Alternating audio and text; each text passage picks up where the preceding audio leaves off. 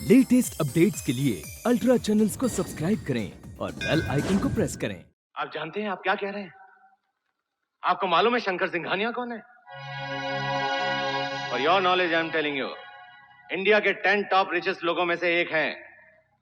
वो जितना टैक्स भरते हैं उतना महाराष्ट्र सरकार का एक महीने का बजट होता है। उनकी सपोर्ट के बिना कोई भी पार्टी महाराष्ट्र में अपनी सरकार तक नहीं बना सकती। आप महाराष्ट्र की बात कर रहे हैं? अरे शंकर साहब चाहें तो 24 घंटे के अंदर अंदर केंद्र सरकार का तख्ता भी पलट सकते हैं। आप जानते हैं उन्होंने स्टेट के लिए क्या क्या किया है? स्कूल्स, कॉलेजेस बनवाए हैं, हॉस्पिटल्स बनवाए हैं, हर कम्युनिटी के लिए कुछ ना कुछ किया है। इसीलिए लोग उन्हें इतना चाहते हैं। आप समझ लीजिए, एक तरह से उनकी पूजा करते हैं वो। सर, लोगों की बात छोड़िए, जब हमें कोई प्रॉब्लम आती है तब हम उन्हीं के पास जाते हैं, उन्हीं का दरवाजा खटखटाते हैं और वो बिना सोचे हमारी मदद करते हैं। ऐसे आदमी पर आतंकवादियों से मिले होने का इल्जाम लगाने का मतलब जानते हैं आप? लोग हंसेंगे हम पर, कहेंगे पुलिस वाले पागल हो गए हैं। एक्सक्यूज मी सर, पूरे डिपार्टमेंट की इज्जत मिट्टी में मिल जाएगी। तो अभी इस डिपार्टमेंट की इज्जत कौन से आसमान पे है? बेइज्जती उसकी होती है जिसकी कोई इज्जत हो। हम लोग अच्छी तरह से जानते हैं कि जनता पुलिस डिपार्टमेंट के बारे में कैसी कैसी बातें करती है। गुंडों से ज्यादा अच्छी इमेज नहीं है हमारी। अगर किसी गरीब आदमी की जेब कट जाए और गलती से वो थाने में रिपोर्ट लिखाने आ जाए तो उसके साथ ऐसा सलूक किया जाता है जैसे वो खुद एक मुजरिम हो। तुम्हारी जेब कहाँ कटी? क्या वक्त था? तुम वहां पर क्या कर रहे थे? तुम्हारी जेब में पैसे कितने थे? अरे तुम्हारे पास इतने पैसे कहां से आए? अनाप शनाप सवाल पूछकर उस बेचारे की बोलती बंद कर देते हैं और फिर उसे कहते हैं जाओ 5 ठंडा लेकर आओ और कुछ सिगरेट भी लाना। मजबूरन उस आदमी को जाना पड़ता है और उसके जाते ही सब लोग आपस में ये बातें करते हैं कि उस इलाके का जेब का तरह कौन है? पांडू? अरे नहीं, पांडू तो गाँव गया हुआ है। राजू ने काटी होगी तो राजू को बुलाया जाता है, उसे अरेस्ट नहीं किया जाता बल्कि उससे अपना हिस्सा लिया जाता है। और ऐसा करने से हमारे पुलिस डिपार्टमेंट की इज्जत बहुत बढ़ जाती है। सुबह ऑफिस जाने की जल्दी में कोई स्कूटर वाला गलती से सिग्नल से थोड़ा आगे निकल जाए तो कयामत आ जाती है। स्कूटर साइड में लगाओ, लाइसेंस दिखाओ। तुम्हारे स्कूटर की लाइट जलती है? हवा है टायर में? पेट्रोल है? ऐसे पूछताछ करते हैं जैसे वो बेचारा सिग्नल नहीं बॉर्डर क्रॉस करने की कोशिश कर रहा हो। और ये सख्ती कानून के लिए नहीं की जाती, अपनी जेब के लिए की जाती है। 20-50 जो भी मिल जाए। और ऐसा करने से हमारे डिपार्टमेंट की इज्जत बहुत बढ़ जाती है। पुलिस थानों में तस्करों, दलालों, क्रिमिनल्स की आवभगत की जाती है, उन्हें कुर्सी पेश की जाती है तो उससे बहुत इज्जत बढ़ती है हमारे डिपार्टमेंट की। क्राइम अगर दिन पे दिन बढ़ता जा रहा है तो इसके जिम्मेदार हम हैं। कल तक लोगों की जेबें काटने वाला आज लोगों के गले काट रहा है तो इसके जिम्मेदार हम हैं। चरस गांजे की तस्करी करने वाला आज हथियारों की तस्करी कर रहा है तो इसके जिम्मेदार हम हैं। एक चकला चलाने वाला देखते देखते सरकार चलाने वाला बन जाता है तो इसके जिम्मेदार हम हैं। हर महीने की पहली तारीख को हम लोग तनख्वाह लेने पहुंच जाते हैं, लेकिन वो पैसे आते कहां से हैं? सरकार से, मिनिस्टर या एमएलए से? नहीं, वो पैसे जनता के हैं, उस जनता के जिसके साथ हम लोग तमीज से बात भी नहीं करते। जनता ने देश की हिफाजत के लिए बॉर्डर पर जवानों को रखा है और समाज की हिफाजत के लिए हमें। जवान तो अपना काम करते हैं, लेकिन हम कारगिल में जब हमारे जवान शहीद हुए थे तो पूरा देश रोया था, लेकिन जब एक पुलिस वाला मरता है तो लोग उल्टा खुश होते हैं, कहते हैं कि अच्छा हुआ एक घुसखोर कम हुआ। हमें ये सिचुएशन बदलनी है, अपनी इमेज बदलनी है ताकि लोग भी हमारे बारे में कुछ अच्छा कहें। और ये सब पुलिस स्टेशन में मंदिर बना डालने से या दीवारों पर अच्छी अच्छी लाइन लिख डालने से नहीं होगा। हमें कुछ करना होगा। मुजरिमों को इस वर्दी की ताकत बतानी होगी, चाहे वो छोटा मोटा पॉकेट मार हो या असरदार और अमीर शंकर सिंघानिया हो। तभी जाकर ये जनता हमसे जुड़ेगी और हमारी इज्जत करेगी। Okay, you can proceed. Thank you sir. तुम लोग वहां क्या कर रहे थे टफोस? पापा का नाम लेने से पहले फ्रांसिस को गोली क्यों नहीं मार दी? सुबह होने से पहले मैं मारूंगा उसे, मेरे हाथों से मरेगा वो। संजय,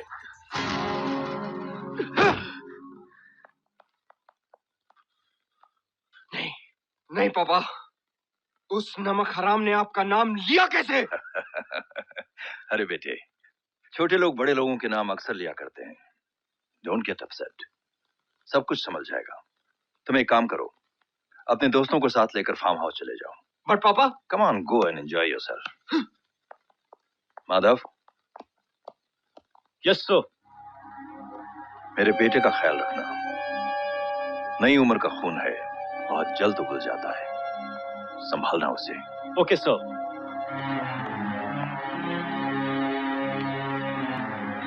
सर प्लीज मेरी बात मानिए, कुछ दिनों के लिए आप आउट ऑफ इंडिया चले जाइए, तब तक आजाद का जोश भी ठंडा हो जाएगा। गलत। जिसकी नसों में ईमानदारी का खून दौड़ रहा हो, जिसका दिल देश के लिए धड़कता हो, उसका जोश कभी ठंडा नहीं पड़ सकता। अब मैं दुनिया के किसी कोने में भी छुप जाऊं, आजाद मेरा पीछा नहीं छोड़ेगा।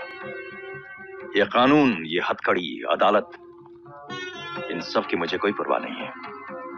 परवाह है तो सिर्फ अपने इकलौते बेटे की। आजाद की नजर में मेरा बेटा संजय नहीं आना चाहिए, इसलिए उससे बचने का नहीं बल्कि सामना करने का वक्त आ गया है।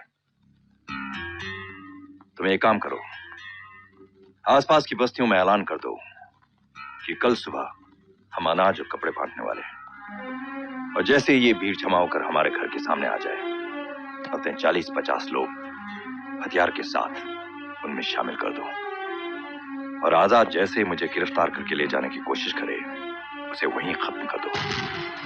बस सिर्फ एक बात का ध्यान रहे, ऐसा लगना चाहिए जैसे गुस्से में आकर भीड़ ने उसे खत्म किया है। उसके बाद कानून बेबस, क्योंकि भीड़ की ना कोई सूरत होती है, ना कोई नाम। ठीक से समझ गए ना तुम लोग? भीड़ में शरीफ बनकर खड़े रहना। अगर डीसीपी आजाद सिंघानिया साहब को अरेस्ट करने की कोशिश करे तो उस पर अटैक कर देना, समझ गए? साहब, डीसीपी साहब आए हैं। ठीक है, आने दो उसे।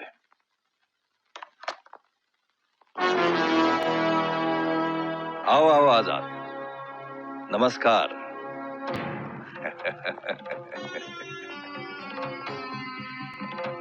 हमें मालूम था तुम आओगे, मगर इतनी जल्दी आओगे ये मालूम नहीं। मुझे तो लगता है मैंने यहाँ आने में बहुत देर कर दी। मुझे यहाँ बहुत पहले आ जाना चाहिए था। आजाद, थोड़ा कोऑपरेट करो, मेरा साथ दो, ऐश करो। तू कोऑपरेट कर और मेरे साथ चल। तुझे सरकारी दामाद बनाकर अच्छी तरह से खातिर करूंगा। शायद तुम्हें पता नहीं, बड़े बड़े ऑफिसर्स, तुम्हारे सीनियर्स मेरे सामने सर झुकाते हैं। और शायद तुझे ये पता नहीं कि राजशेखर आजाद सिर्फ तिरंगे के सामने सर झुकाता है। देखो आजाद, इस तरह की बातें नए नए रंगरूटों को शोभा देती हैं जिन्होंने अभी अभी वर्दी पहनी। तुम तो बहुत सीनियर पुलिस ऑफिसर हो, बहुत सालों से काम कर रहे हो। मेरी बात को समझने की कोशिश करो, दोस्ती कर लो मुझसे। शिकारी अपने शिकार के साथ दोस्ती नहीं करते। शंकर सिंघानिया का शिकार करोगे, अपनी मौत को बुलाओगे तुम। ए, चिल्ला मत, नहीं तो अभी का अभी सारा खेल यहीं खत्म कर दूंगा। इंस्पेक्टर। क्या सर?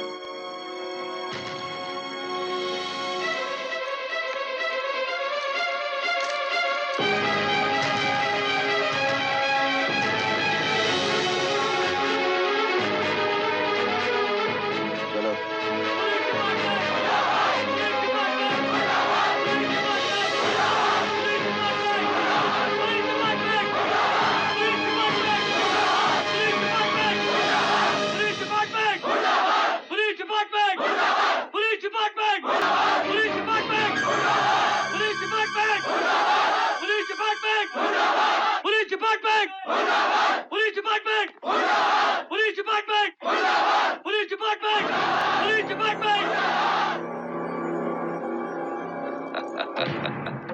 शिकार करने का बहुत शौक है ना तुम्हें लीसे भी। रुक क्यों गए? आगे बढ़ो। कोई मुझे उंगली भी दिखाए तो मेरे चाहने वाले लोग उसे नहीं छोड़ते। तुमने तो मेरे हाथ में हथकड़ी पहनाई है। सोचो ये लोग तुम्हारा क्या हश्र करेंगे। बात अभी भी बिगड़ी नहीं है। चुपचाप ये हथकड़ी खोल दो, लोगों के सामने मुझसे माफी मांग लो। मैं इन्हें समझा बुझाकर शांत कर दूंगा और फिर तुम घर जाने के काबिल रह जाओगे। चाहे हमारी जान ही क्यों न चली जाए, हम इन्हें ले जाने नहीं देंगे। ये हमारे अन्नदाता है। हमारी लाश के ऊपर से गुजरने के बाद इन्हें ले जा सकते हो। देवता समान आदमी के हाथ में हथकड़ी लगाने की तुम्हारी हिम्मत कैसे हुई? इन्हें छोड़ दो, नहीं तो अच्छा नहीं होगा। अगर एक कदम आगे बढ़ाया तो हम लाशें बिछा देंगे, समझे? देखो तुम लोग यहाँ से चुपचाप चले जाओ और कानून को अपना काम करने दो, नहीं तो मैं तुम सबको गोली मार दूंगा। हाथ में बंदूक है तो तुम कहाँ समझ रहे हो? हिम्मत है तो चलाओ गोली। हाँ हाँ चला गोली। सिंघानिया साहब के लिए हम हंसते हंसते जान दे देंगे। चलाओ गोली।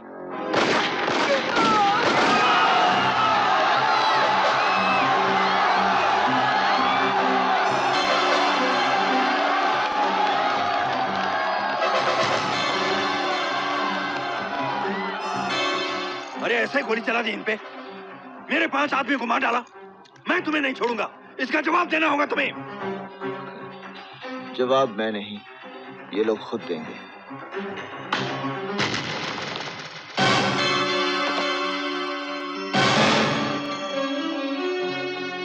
ऐसे क्या देख रहा है? मैंने भी तेरा ही टेक्निक इस्तेमाल किया। तूने इन शरीफ लोगों की भीड़ में अपने 50 गुंडे खड़े कर दिए शरीफ बनाकर। मैंने 5 पुलिस के आदमियों को इसी भीड़ में खड़ा कर दिया गुंडा बना। इससे कहते हैं जैसा काल वैसा ही तमाचा, समझे? चल।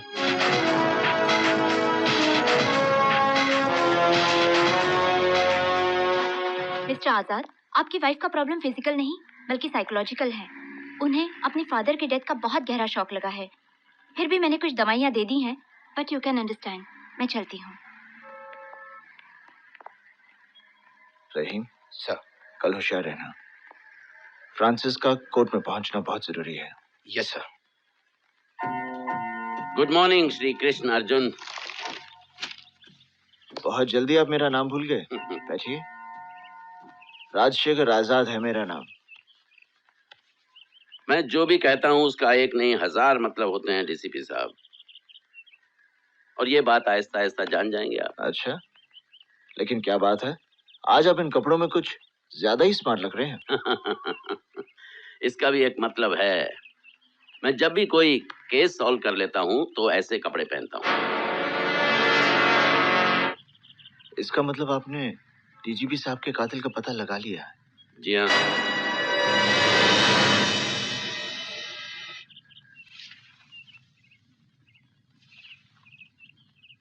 ये नेक काम आप ही ने किया है। डीजीपी साहब ने आखिरी बार आपको फोन किया था। उनके मोबाइल फोन में आपके मोबाइल फोन का नंबर, उनके जिस्म से निकली गोलियों का आपके सर्विस रिवॉल्वर के साथ रिश्ता, इसके अलावा और भी बहुत सारे सबूत इकट्ठे किए थे मैंने। अब वो सारे सबूत मिटा दिए हैं मैंने, हमेशा के लिए। क्योंकि आपने डीजीपी सूर्य प्रताप सिंह का खून नहीं किया, उनका वध किया। जैसे अर्जुन ने कुरुक्षेत्र में कौरवों का वध किया था।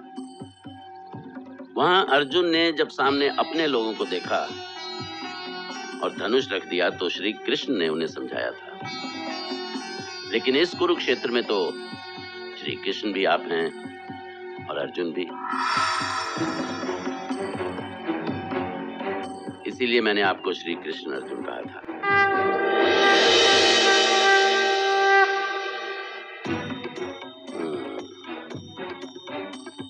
उस कुरुक्षेत्र में एक तरफ पांडव थे और दूसरी तरफ कौरव।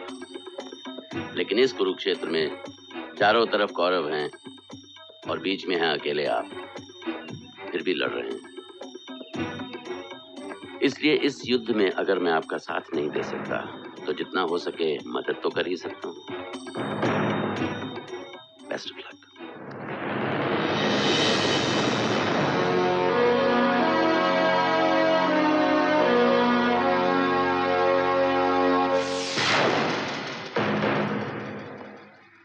तुमने मेरे पापा को मारा?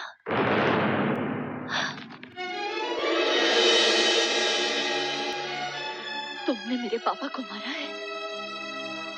तुमने मेरे पापा को मारा है? अंजलि, मेरी बात सुनो। सुनी तो रही थी मैं अब तक। यहाँ मैं रोज दिन रात तड़प रही थी ये जानने के लिए कि पापा का खून किसने किया, और तुम्ही ने। तुम्हारे हाथ एक बार भी नहीं कांपे उस आदमी को मारते हुए जिसने अपनी बेटी का हाथ तुम्हारे हाथ में दिया।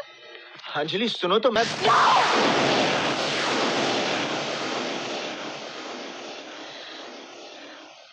Don't touch me. अंजलि देखो। छूना मत, मुझे इन हाथों से छूना मत वरना मैं जान दे दूंगी।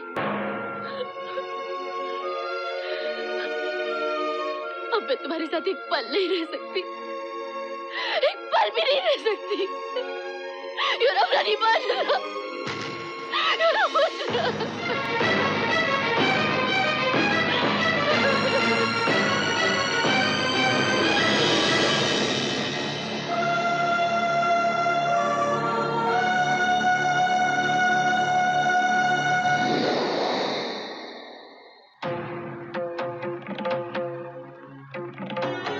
नमस्कार। हाँ तो डीसीपी आजाद साहब, शंकर सिंघानिया जी आपको आतंकवादी लगते हैं? आपको गांधीवादी लगते हैं? जी अब देखिए, सवाल का जवाब सवाल नहीं होता। जवाब जानते हुए सवाल करना भी सवाल नहीं होता। क्या आप अदालत में ये साबित कर सकते हैं कि शंकर सिंघानिया का किसी भी तरह का रिश्ता टेररिस्ट वसीम खान के साथ है? हाँ, मैं साबित कर सकता हूँ कि शंकर सिंघानिया का हर तरह का रिश्ता वसीम खान के साथ है। अच्छा, इसके लिए कितने गवाह खरीदे आपने? गवाह खरीदने और बेचने का धंधा आप जैसे कानून के दलाल करते हैं। जबान संभाल के जवाब दीजिए डीसीपी साहब। दिमाग ठिकाने रख कर सवाल कीजिए वकील साहब। Order order order order. वकील साहब, आप सिर्फ इस केस से जुड़े हुए सवाल ही पूछिए। Yes your honour. Your honour, मैं इनके गवाहों से कुछ सवाल पूछना चाहूंगा। Yes, proceed. योर ऑनर, मेरा गवाह कुछ ही देर में अदालत में हाजिर होगा, मुझे थोड़ा सा वक्त चाहिए। Permission granted. मनोज, रहीम, बल्लू, विवेक कहाँ गए? सर, मैंने उनको बहुत ढूंढा, वहां पर कोई नहीं है। क्या?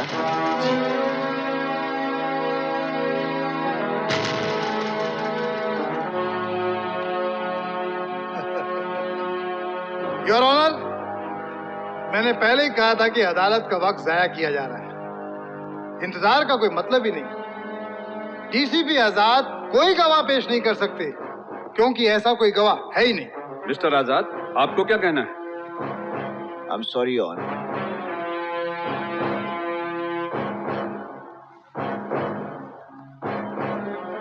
अदालत शंकर सिंघानिया को बाइज्जत रिहा करती और पुलिस डिपार्टमेंट को वार्न करती है कि जब तक कोई ठोस सबूत न हो, गवाह न हो, किसी भी शरीफ शहरी को अदालत में लाकर परेशान न किया जाए।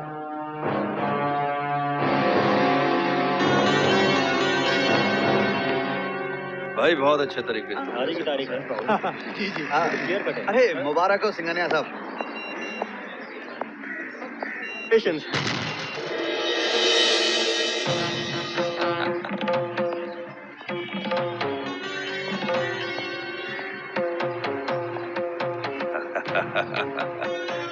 क्यों डीसीपी आजाद, बहुत गुस्सा आ रहा है?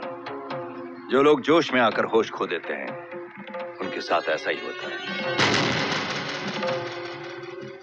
वसीम खान के साथ तुम मेरा रिश्ता साबित करना चाहते थे ना? सीना ठोक कर कह रहा हूं, उसके साथ मेरा रिश्ता है। लेकिन तुम तो क्या, तुम्हारा पूरा पुलिस डिपार्टमेंट इस बात को साबित नहीं कर सकता। तुम्हारा गवाह अदालत नहीं पहुंचा क्योंकि मैंने उसे पहुंचने नहीं दिया, और अगर वो पहुंच भी जाता तो क्या कर लेता? इस जज को मैं खरीद लेता। इस देश में सब कुछ बिकता है, बस सिर्फ कीमत सही होनी चाहिए। मुझसे दोस्ती करोगे तो उसकी पूरी कीमत मिलेगी तुम्हें, और अगर दुश्मनी करोगे तो उसकी कीमत चुकानी पड़ेगी।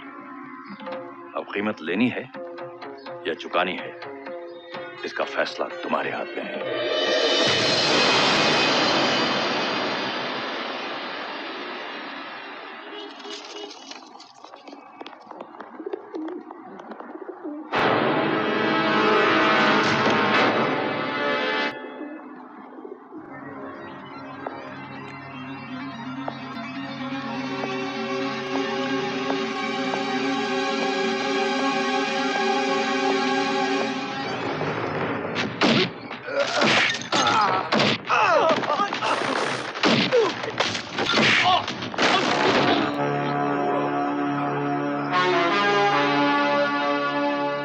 कितने में बिके हो तुम लोग? क्या कीमत लगाई है तुम लोगों ने मेरे भरोसे की? मैं बताता हूं सर।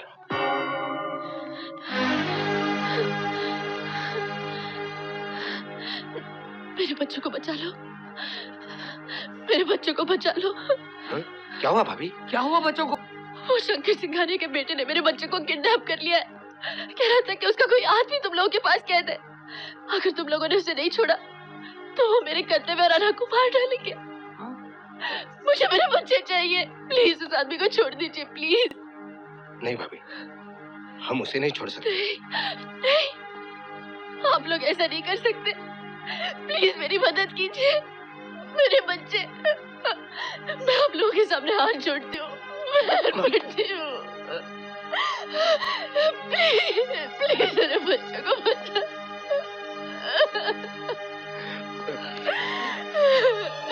मनोज छोड़ उसे।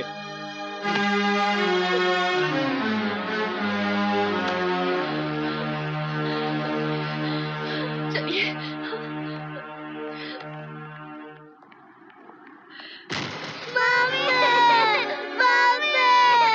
देखिए, मैं आपके आदमी को लेकर आई हूँ। आपने मुझसे वादा किया था, अगर मैं इसे लेकर आई तो आप मेरे बच्चों को छोड़ देंगे। आप तो मेरे बच्चों को छोड़ दीजिए। छोड़ दो उन्हें।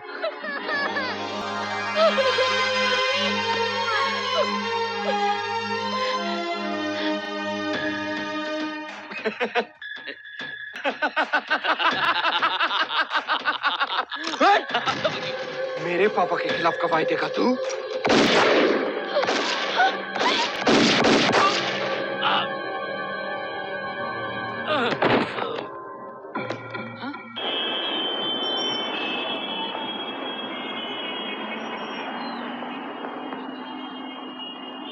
सर, आपके लिए फर्ज जरूरी हो सकता है, लेकिन इनके लिए फर्ज के साथ साथ आप जरूरी हैं। आपका परिवार जरूरी है। सर, आप ऐसा मत समझिए कि अगर एक गवाह अदालत नहीं पहुंचा आप जंग हार गए। सर, ऐसा हो ही नहीं सकता। सर, जो जंग आपने इस मुल्क के गद्दारों के खिलाफ शुरू की है, कसम परवरदिगार की, उस जंग के अंदर जीत आप ही की होगी सर। और जिस दिन सर आप जीत का सेहरा अपने सर पर बांध कर लौटेंगे, उस दिन सर आपको अपने बच्चों और बीवी की जरूरत का एहसास होगा। क्योंकि जब तक कामयाबी की खुशी बांटने वाला कोई अपना ना हो तो उस कामयाबी की खुशी का मकसद ही क्या है सर? इन लोगों ने आपके बच्चों की जान बचाई है, उसकी में बहुत खुशी है, लेकिन इस खुशी से ज्यादा गम और दुख इस बात का है कि आपको दिया हुआ वादा ये लोग निभा ना सके। इसलिए आज ये सब लोग इस शहर को हमेशा हमेशा के लिए छोड़कर जा रहे हैं।